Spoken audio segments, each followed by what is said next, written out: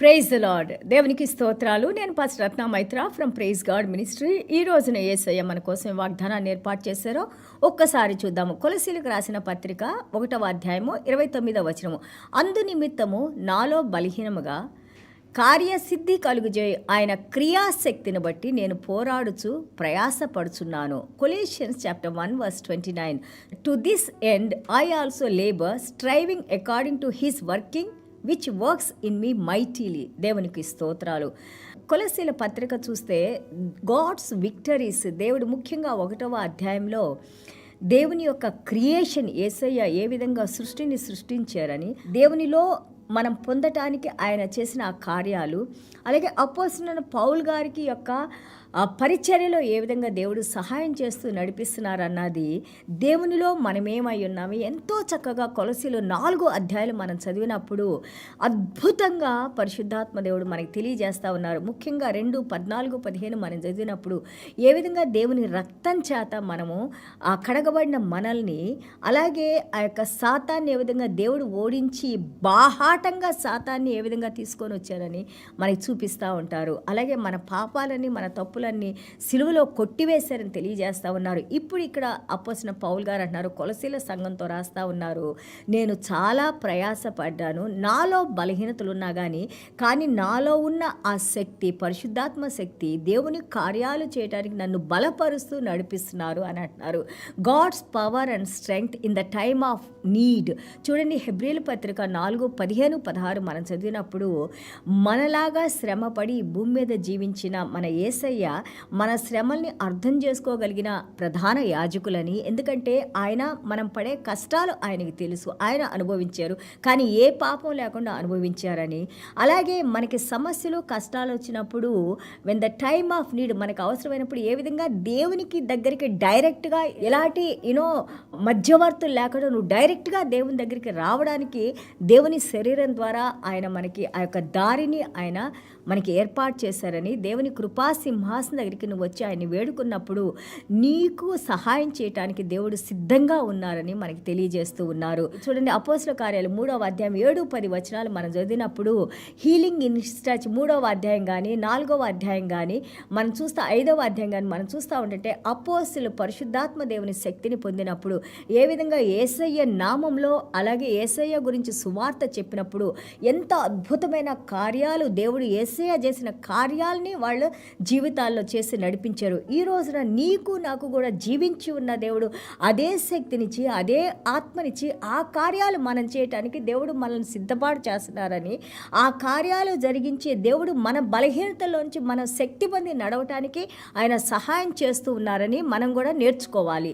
God who empowered apostle Paul, the same God is empowering us every day by his holy spirit. 2 పేతురు 1వ అధ్యాయం 3వ వచనం మనం చదువుతూ ఉంటుంటే, డివైన్ పవర్, దైవిక శక్తి ఆయన విశ్వాసులకు ఇచ్చారని అపోస్తలుడైన పౌలు గారు రాస్తూ ఉన్నారు.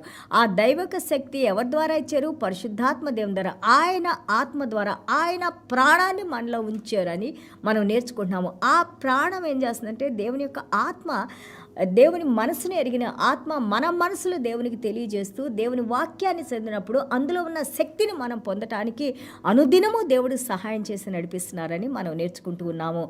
అలాగే కీపింగ్ ఇన్ హిస్ సర్వెంట్ యొక్క పరిచారకులు చేసే పనుల్లో దేవుడు సహాయం చేయడానికి 1 పేతురు 1వ అధ్యాయం 5వ వచనంలో పరిశుద్ధాత్మ దేవుడు ఎల్లవేళలా మనకి సహాయం చేసి నడిపిస్తూ ఉంటారని, పరిచారకుల్ని శక్తితో నింపి నడిపిస్తూ ఉంటారని నేర్చుకుంటున్నాం. గ్రేట్ పవర్ టు విట్నెస్, ఆ యొక్క దేవునికి సాక్షులుగా స్వార్థ చెప్పడానికి గొప్ప శక్తిని దేవుడిచ్చి అపోస్తలుల కార్యాలు 9:33లో మనం చూస్తున్నాము.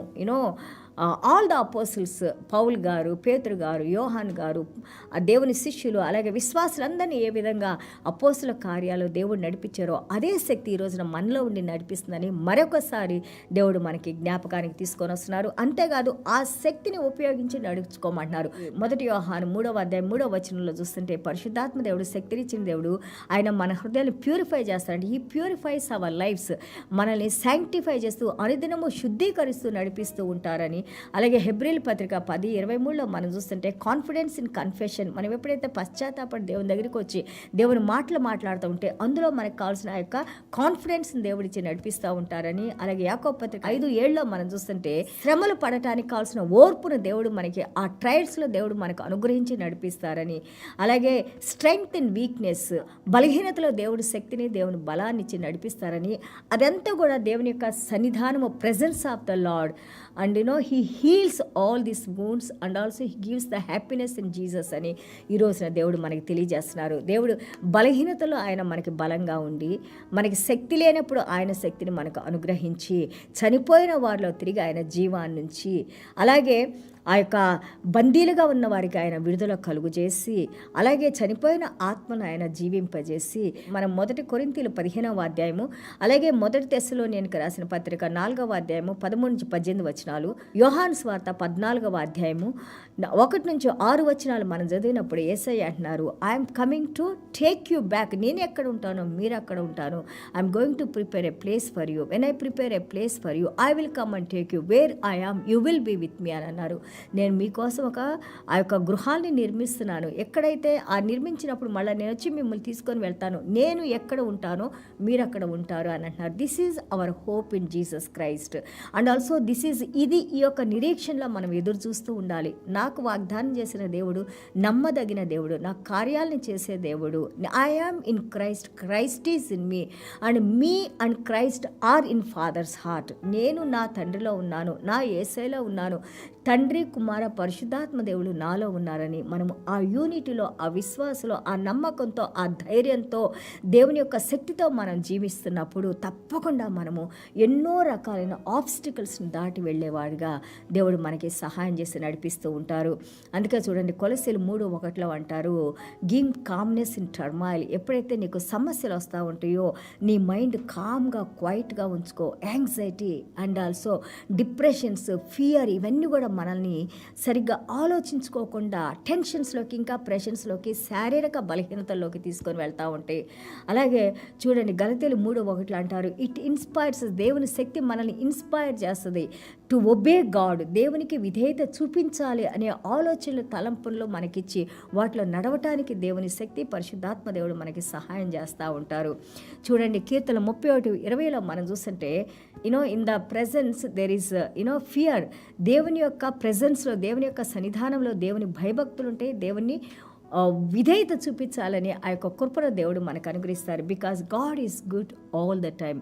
దేవుడు ఎల్లవేళలా ఎల్లప్పుడూ మంచి దేవుడు, మనల్ని ప్రేమిస్తున్న దేవుడు, మనల్ని కనికరించిన దేవుడు, మనకి సమాధానపరిచిన దేవుడు, మన శత్రుత్వం నుండి దేవుడు మనకి ఆ యొక్క తీసివేసి ఆయన రక్తంతో ఆయన మన దేవునితో ఐక్యత చేసిన దేవుడు, మనకు కావాల్సిన సమస్తాన్ని చూసుకుంటున్న దేవుడు, మన కుటుంబాన్ని కాపాడే దేవుడు, ఏది నీకు లోటు లేకుండా నిన్ను నడిపించుకునే దేవుని యొక్క సన్నిధానం మనతో ఉన్నప్పుడు దేవుడు అంటున్నారు, నువ్వు దేనికి భయపడుతున్నావు? నీ బలహీనతలతో నేనే శక్తిని కదా. దేవునికి స్తోత్రాలు. చిన్న ప్రార్థన చేసుకుందాం.